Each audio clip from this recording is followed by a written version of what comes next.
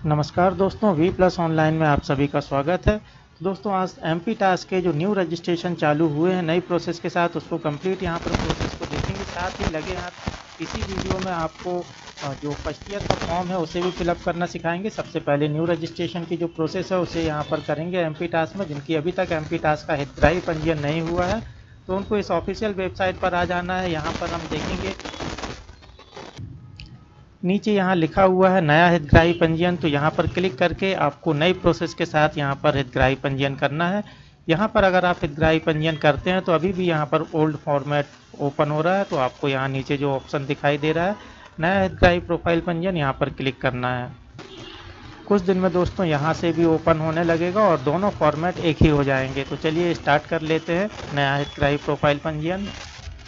अब यहाँ पर फॉर्म भरने से संबंधित आपको कुछ दिशा निर्देश दिख जाएंगे, इस पर आपको क्लिक करना है। यहाँ सबसे नीचे आपको चेक बॉक्स दिखाई दे रहा है, इस पर क्लिक करेंगे और आगे बढ़ें पर क्लिक करेंगे। अब आपको समग्र आईडी में जो मेंबर आईडी होती है उसे आपको 9 डिजिट की जो मेंबर आईडी है उसे यहाँ पर क्लिक करेंगे, लिखेंगे और इसके बाद ओटीपी प्राप्त करें पर क्लिक करेंगे। ध्यान दें आपकी समग्र आईडी में केवाईसी होना चाहिए, उसके बाद ही आप इस फॉर्म को फिलअप कर पाएंगे। अब यहाँ आपको मोबाइल नंबर दिखाई दे रहा है, इस मोबाइल नंबर पर ओटीपी जाएगा। ये वही मोबाइल नंबर है जो आपने समग्र आईडी की केवाईसी की तरह समय फिलअप किया होगा। तो चलिए इसे ओके करेंगे और ओटीपी फिलअप करके ओटीपी सत्यापित करेंगे। अब यहाँ पर आपको लाभार्थी का सहमति पत्र दिखाई देगा आपके नाम के साथ। ये जो पूरा आपको ये जो पॉपअप विंडो दिखाई दे रही है, इसमें आपको मैं सहमति हूँ बटन जो नीचे दिया हुआ है इस पर क्लिक करके क्लोज कर देना है। अब दोस्तों यहाँ पर आपको समग्र आईडी के अनुसार सारी डिटेल ऑटोमेटिक फिल होकर के दिखाई दे जाएगी। इसे आपको एक बार बहुत अच्छे से चेक करना है। आपका नाम हिंदी इंग्लिश में, mobile number, date of birth, माता पिता का नाम आपको यहाँ पर दिखाई दे रहा है। अगर इसमें कोई भी मिस्टेक हो तो पहले आप समग्र आईडी में करेक्शन करें, उसके बाद इस फॉर्म को फिलअप करें। आप यहाँ से इस डिटेल को चेंज नहीं कर सकते, ये डिटेल आपकी समग्र आईडी से ली गई है तो आपको समग्र आईडी में ही करेक्शन करना होगा। इसके बाद जो ईमेल आईडी है ये आपको ब्लैंक दिखाई देगी, इसे आपको यहाँ पर फिलअप करना है। स्क्रॉल करके थोड़ा नीचे आएंगे और अब यहाँ पर जाति का ऑप्शन दिखाई दे रहा है। दोस्तों बहुत इंपॉर्टेंट है, अगर यहाँ पर जाति आपको गलत दिखाई दे रही है, जो कैटेगरी है ओबीसी एससी एसटी में से अगर आपको यहाँ जनरल या अपनी कैटेगरी के अलावा कोई और कैटेगरी दिखाई दे रही है तो इसे आपको बहुत अर्जेंट में करेक्शन करना है समग्र आईडी में, उसके बाद ही आप इस फॉर्म को फिलअप करेंगे। अब यहाँ पर जाति प्रमाण पत्र अपना दर्ज करेंगे, जो डिजिटल जाति प्रमाण पत्र है उसका जो रजिस्ट्रेशन नंबर है उसे फिलअप करेंगे और जो जारी दिनांक है जाति प्रमाण पत्र की उसे इस बॉक्स में फिलअप करके गेट कास्ट डिटेल पर क्लिक करेंगे। यहाँ पर जैसे ही आप जाति प्रमाण पत्र क्रमांक की डिटेल्स एंटर करते हैं और गेट डिटेल पर क्लिक करते हैं तो आपको सारी जानकारी जो कि जाति प्रमाण पत्र में होती है वो आपको यहाँ पर दिखाई देगी। जैसे कि आपका नाम, फादर्स नेम, मदर्स नेम और date of birth according to जाति प्रमाण पत्र आपको यहाँ पर दिखाई देने वाला है। इसके बाद स्थानीय निवासी की जानकारी जो है, समग्र से आपके स्थानीय निवासी की जानकारी अगर प्राप्त नहीं हुई है तो आपको यहाँ पर जो ब्लू लाइन ये दिखाई दे रही है इस पर क्लिक करके आपको अपना जो स्थायी निवासी का घोषणा पत्र है इस पर क्लिक करना होगा। अगर आपका मूल निवासी प्रमाण पत्र या स्थानीय निवासी प्रमाण पत्र बना हुआ है तो यहाँ पर आपको ये चीज़ फिलअप करने की ज़रूरत नहीं रहेगी, सीधे आपका फॉर्म यहाँ से आगे बढ़ जाएगा। अभी अगर आपका मूल निवासी प्रमाण पत्र नहीं बना है तो ये डिटेल आपको यहाँ पर फिलअप दिखाई देगी। सिर्फ आपको स्थानीय निवासी की पात्रता पूरा करने के लिए जो भी आप ये ड्रॉप डाउन लिस्ट जो यहाँ पर दिखाई दे रही है, जैसे ये आपको एरो दिखाई दे रहा है इस पर क्लिक करेंगे तो ड्रॉप डाउन लिस्ट में आपको कुछ ऑप्शन दिखाई देंगे। इनमें से कोई एक ऑप्शन सिलेक्ट करके आपको अपने मूल निवासी की जो भी प्रक्रिया है उसे यहाँ पर पूरा कर लेना। अगर आप 10 वर्ष से निवासरत हैं मध्य प्रदेश में तो आप ये सेकंड वाला ऑप्शन सिलेक्ट कर सकते हैं, या आपने यहाँ पिछले 4 साल से लगातार पढ़ाई की हुई है तो आप ये वाला ऑप्शन सिलेक्ट कर सकते हैं। ऐसे जो भी आपको सुटेबल ऑप्शन यहाँ पर लगे उस ऑप्शन पर क्लिक करके आपको नीचे सबमिट बटन दिखाई दे रहा है, इस पर क्लिक करना है। स्थानीय निवासी की डिटेल फिलअप करने के बाद अब आपको यहाँ पर इनकम सर्टिफिकेट की डिटेल फिलअप करनी है। नीचे आपको यहाँ पर इनकम सर्टिफिकेट का जो रजिस्ट्रेशन नंबर है वो यहाँ पर फिलअप करना है और जो जारी दिनांक है वो आप यहाँ से फिलअप करेंगे और गेट इनकम डिटेल पर क्लिक करेंगे। अब यहाँ पर आपको आय की डिटेल जितनी भी इनकम का सर्टिफिकेट है वो ऑटोमेटिक यहाँ पर दिखाई देगा और जिस नाम से आपका आय प्रमाण पत्र बना है वो आपको यहाँ पर दिखाई दे जाएगा। अब सिंपली आपको इस बटन से कोई छेड़छाड़ नहीं करनी है। इस बटन पर आपको तभी क्लिक करना है जब आपको ऊपर जो भी जानकारियाँ दिखाई दी थी उनमें कोई भी मिस्टेक हो। स्क्रॉल करके नीचे आएंगे नीचे की तरफ आएंगे तो यहाँ पर आपको चेक बॉक्स दिखाई देगा, इस पर क्लिक करेंगे और रीसेट के बाजू में सेव एंड प्रीव्यू का जो बटन है इस पर क्लिक करेंगे। अब आपके सामने पूरे भरे हुए फॉर्म की डिटेल यहाँ पर आ जाएगी। इसे एक बार पूरा कंप्लीट ऊपर से लेकर नीचे तक एक बार चेक करें और कहीं मिस्टेक है तो आप इसे फिर से बैक जा कर के कर सकते हैं। और अगर कहीं भी मिस्टेक आपको नहीं समझ में आती है तो नीचे आकर के प्रोफाइल बनाए जो बटन यहाँ पर दिखाई दे रही है इस पर क्लिक करेंगे। अब यहाँ आपकी प्रोफाइल जो है कंप्लीट हो चुकी है और बेनिफिशियरी रजिस्ट्रेशन का मैसेज आपको यहाँ पर दिखाई दे रहा है। इसे सिंपली ओके करेंगे। अभी एक खास जानकारी और बताना है कि आप अपना प्रोफाइल हितग्राही पंजीयन डाउनलोड कहाँ से कर पाएंगे और स्कॉलरशिप का फॉर्म कैसे भरेंगे। तो आगे की प्रोसेस देख लेते हैं। इसे ओके करके पॉपअप विंडो को क्लोज करेंगे।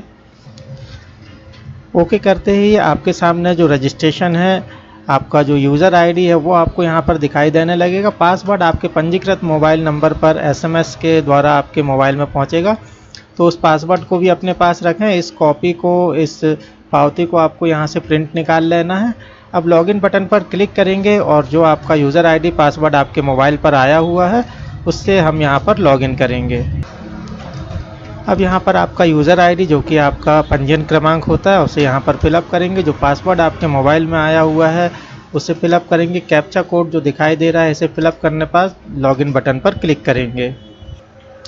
लॉगिन करने के बाद आपको माय प्रोफाइल के सामने एक डाउन एरो दिखाई देगा, इस पर क्लिक करेंगे जिसमें कि आपको ये सारे ऑप्शन यहाँ पर दिखाई देंगे। इनमें से जो नीचे तरफ आएंगे और यहाँ पर आप देखेंगे प्रिंट प्रोफाइल डिटेल। इस प्रिंट प्रोफाइल डिटेल पर क्लिक करके आपको अपना हितग्राही पंजीयन को डाउनलोड कर लेना है या फिर प्रिंट निकाल के रख लेना है। अब यहाँ पर प्रिंट का बटन बना हुआ है, इससे आप इस हितग्राही पंजीयन का प्रिंट निकाल सकते हैं या फिर इसे पीडीएफ में डाउनलोड करने के लिए एक्सपोर्ट का बटन दिया हुआ है, इस पर क्लिक करके इसे एक्सपोर्ट कर सकते हैं। अब आपको अपना स्कॉलरशिप का फॉर्म फिलअप करने के लिए फिर इस डैशबोर्ड पर आएंगे। अभी हमने माय प्रोफाइल को डाउन एरो से ओपन किया था। अब हम पीएमएस जो पोस्ट मैट्रिक स्कॉलरशिप है इस पर क्लिक करेंगे, इस डाउन एरो पर क्लिक करेंगे, जिसके बाद आपको ये चारों ऑप्शन यहाँ पर दिखाई देंगे। तो नया फॉर्म फिलअप करने के लिए सबसे फर्स्ट ऑप्शन जो दिया हुआ है एप्लीकेशन अप्लाई, यहाँ पर क्लिक करेंगे। अब आपको यहाँ पर छात्रवृत्ति का फॉर्म फिलअप करने के लिए सबसे पहले अपना एडमिशन ईयर सिलेक्ट करना होगा। ड्रॉप डाउन लिस्ट में क्लिक करेंगे और अपना एडमिशन ईयर सिलेक्ट करेंगे। First year, second year, third year सभी के लिए अपना एडमिशन ईयर अलग अलग होता है, तो आपको अपना एडमिशन ईयर यहाँ पर सिलेक्ट करना है। इसके बाद एप्लीकेशन टाइप में फ्रेश करना। अगर फर्स्ट ईयर का आवेदन है तो फ्रेश पर अप्लाई करेंगे और अगर सेकेंड ईयर, थर्ड ईयर है तो रिन्यू पर क्लिक करेंगे। इसके बाद अपना कोर्स सिलेक्ट करेंगे। जिस भी ईयर में आप हैं तो इस ड्रॉप डाउन लिस्ट से आप अपना कोर्स यहाँ पर सिलेक्ट करेंगे। गो फॉर अप्लाई बटन पर क्लिक करेंगे। आप जिस भी कॉलेज में पढ़ते हैं वो किस राज्य में है आपको ड्रॉप डाउन लिस्ट से सिलेक्ट कर लेना है। डिस्ट्रिक्ट सिलेक्ट कर लेना है और इसी के साथ उस डिस्ट्रिक्ट में जितने भी कॉलेज हैं उनकी लिस्ट आपको यहाँ पर दिखाई देगी। तो आपका जो भी कॉलेज है उसे आपको यहाँ से सिलेक्ट कर लेना है। जैसे ही आप कॉलेज सिलेक्ट करेंगे तो यूनिवर्सिटी ऑटोमेटिक फिल होकर के आ जाएगी। अब आपको एडमिशन डेट आपकी एडमिशन स्लिप में से देख करके यहाँ पर लिखना है। एडमिशन डेट फिलअप करने की प्रोसेस थोड़ी यहाँ पर अलग है। जैसे ही आप यहाँ पर क्लिक करते हैं तो आपके सामने ये एक विंडो दिखाई देती है और यहाँ पर ओके का बटन बना होता है। इस ओके की बटन पर आपको तब तक क्लिक नहीं करना है जब तक आपके सामने ये जो कैलेंडर ओपन होता है। इस कैलेंडर से आप अपना ईयर जो है इस एरो के माध्यम से आगे पीछे करके ईयर सिलेक्ट करेंगे और अपना मंथ और डेट यहाँ पर सिलेक्ट करेंगे। जब आप इस कैलेंडर को क्लोज कर देंगे उसके बाद ही आपको ओके बटन पर क्लिक करना है। एडमिशन डेट फिलअप करने के बाद आपको अपनी एडमिशन आईडी एडमिशन स्लिप में से देख करके यहाँ पर लिखनी है और इसके बाद जो ये साइड में बटन बनी हुई है इस पर आपको क्लिक करना है। गेट एडमिशन डिटेल पर क्लिक करते ही आपको यहाँ पर नीचे आपकी सारी डिटेल दिखाई देने लगेगी। आपका नाम, आपकी जन्म तिथि के साथ साथ एकेडमिक ईयर और कैटेगरी, ये सारी चीज़ें आपको ऑटो फिल होकर के दिखाई देंगी। कोर्स और ब्रांच का नाम भी आपको यहाँ पर दिखाई देगा। स्क्रॉल करके नीचे आएंगे। अब यदि आप ओबीसी कैटेगरी के हैं तो आपको अपना आय प्रमाण पत्र भी यहाँ पर स्कैन करके अपलोड करना होगा। ब्राउज बटन पर क्लिक करेंगे और अपना आय प्रमाण पत्र अपलोड करेंगे। पैन नंबर जो है मैंडेटरी नहीं है, अगर आप फिल करना चाहें तो यहाँ पर अपना पैन नंबर फिलअप कर सकते हैं, अदरवाइज़ आप इसे ब्लैंक छोड़ करके भी सेव एंड नेक्स्ट बटन पर क्लिक करेंगे। अब आपका यहाँ पर फॉर्म जो है स्कॉलरशिप का कंप्लीट होता है। यहाँ पर एप्लीकेशन नंबर आपको दिखाई दे जाएगा। बहुत ही इंपॉर्टेंट चीज़ यहाँ पर ध्यान दें, यदि आप छात्रावास में पढ़ते हैं, यदि आप छात्रावास में पढ़ते हैं छात्रावास में पढ़ते हैं और तभी आपको यहाँ पर हाँ मैं पात्र हूँ, और अगर आप आवास की स्कॉलरशिप भरना चाहते हैं तभी इस बटन पर क्लिक करेंगे, अदरवाइज़ आपको एग्ज़िट करें पर क्लिक करना है। बहुत अच्छे से ध्यान दें, अगर आप हॉस्टल में रह करके पढ़ाई करते हैं और आवास योजना का लाभ लेना चाहते हैं तभी आपको यहाँ हाँ मैं पात्र हूँ पर क्लिक करना है। पात्रता की शर्तें आपको पहले देख लेनी चाहिए, उसके बाद आपको इस आगे के फॉर्म को फिलअप करना चाहिए। अदरवाइज़ आप सिर्फ स्कॉलरशिप के लिए आवेदन करना चाहते हैं तो इसके बाद आपको यहाँ पर एग्ज़िट करें पर क्लिक करना है। आवास का फॉर्म आप बाद में भी फिलअप कर सकते हैं, इसलिए आपको यहाँ पर एग्ज़िट ही करना चाहिए। अब अगर आप इसका प्रिंट आउट निकालने के लिए आपको ये वाली विंडो दिखाई देगी। इस जो एरो है इसे आपको खिसका करके लेफ्ट की तरफ ले आना है और यहाँ पर प्रिंट एप्लीकेशन का ऑप्शन आपको दिखाई दे जाएगा। अदरवाइज़ आप प्रिंट एप्लीकेशन स्टेटस पर क्लिक करके भी यहाँ से आप अपना प्रिंट एप्लीकेशन कर सकते हैं और अपना जो PDF चाहें तो डाउनलोड कर लें या फिर एप्लीकेशन को प्रिंट आउट कर लें। तो दोस्तों ये थी कंप्लीट जानकारी फॉर्म को फिल करने से संबंधित और MP टास्क के रजिस्ट्रेशन से संबंधित। इन दोनों में अगर आपको कहीं भी कोई समस्या हो या कोई क्वेरी हो तो आप कमेंट्स कर सकते हैं। फिर मिलेंगे इसी प्रकार की किसी नई जानकारी के साथ, तब तक के लिए नमस्कार।